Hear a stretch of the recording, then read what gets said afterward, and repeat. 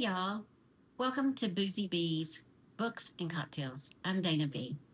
I'm so glad to have you guys join me today. I'm actually in my own bar here at my home, and I thought I would do some things a little different. Over the last couple of days, I've been watching Facebook and YouTube about how to do YouTube channels and this and that, and kind of threw me off the way I want to do it. So I thought I would go back to the way I wanted to do it.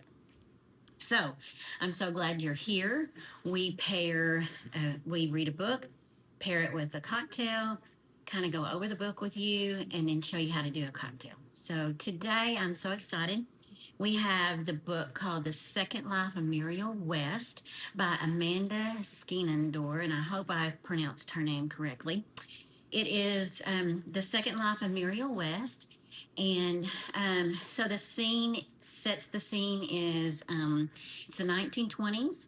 She is a Hollywood socialite. Her husband is an actor. He is a silent film actor. And she is known around Hollywood for the party girl, and she has two children. She's very privileged, and with that privilege comes a lot of parties and a lot of fun.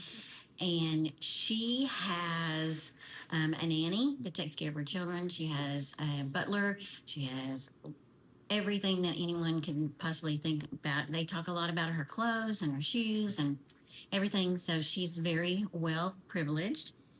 And so she's getting ready for a party and she burns herself on her hand and she doesn't feel it. So this kind of worries her husband. And the next day he's like, "Ooh, you need to go check this out." So instead of going to the hospital, they call the doctor over to their house. And there, the doctor checks her out and he sees a little spot on her hand. And he goes, I think you probably need to go have someone more trained than me to have this checked out. And he doesn't say anything to her. He just sends her to the hospital. And when she gets over there, they put her in isolation. They take her away from everyone, and she ends up spending the night by herself. And no one says a single word to her about it. And sometimes how she gets a hold of a newspaper, and in that newspaper it says Hollywood socialite with leprosy. And she's like, "Oh my gosh, somebody's in this hospital with leprosy." And come to find out, it's her. It's Mirelle. And so her husband comes and talks to her, and he brings her clothes and reassures her that she'll just go away for a little bit and be fine. She'll come right back.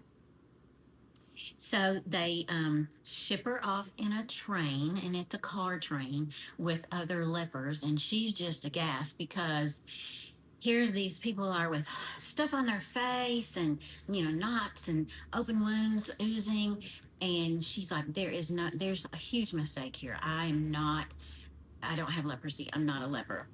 And the nurse is just real strict with her, and so there's some things that happen on the train. Then she gets to the hospital, and it's in Carverville, Louisiana. And this is a historical fiction book. It is based on the patients' lives in the hospital.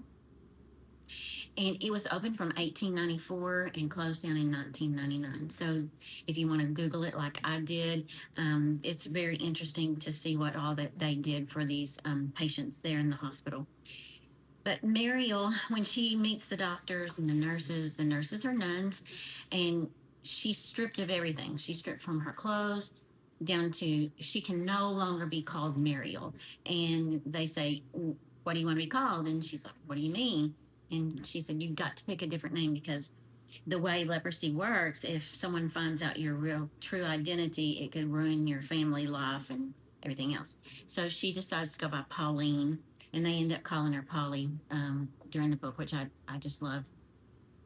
Anyway, there's intrigue, there's heartbreak, there's a little bit of medical information there about leprosy.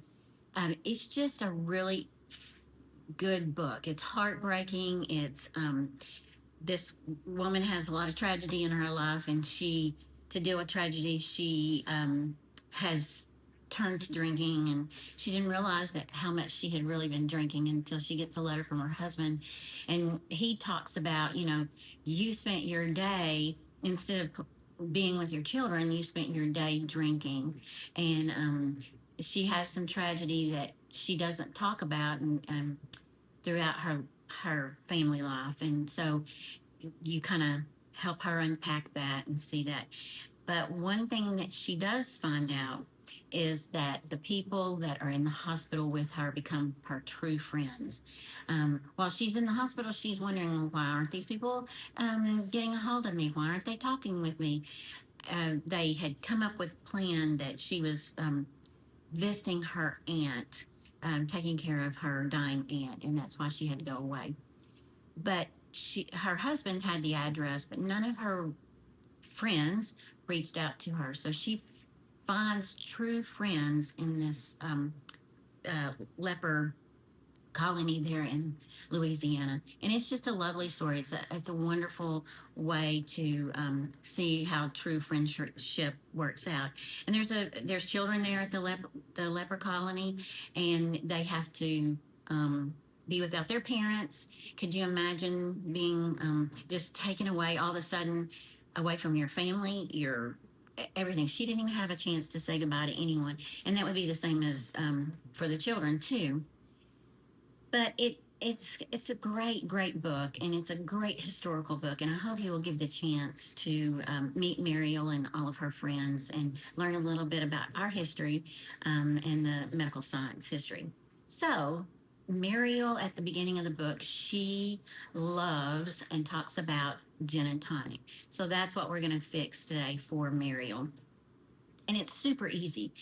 And what I like about doing the cocktails with this, when you go to a restaurant and they give you a menu of a cocktail and you're like, oh, I don't even know what to order.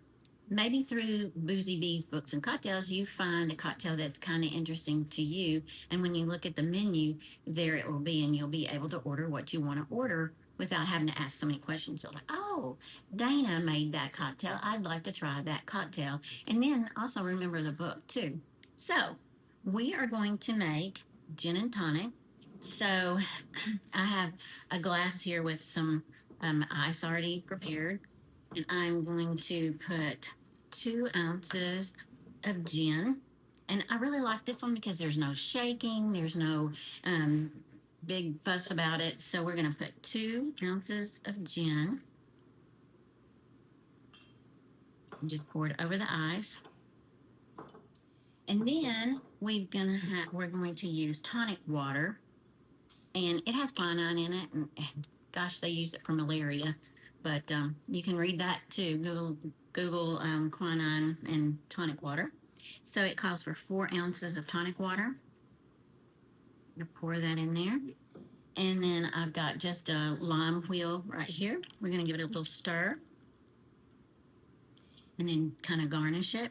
And here you go. I'm gonna taste a little sip.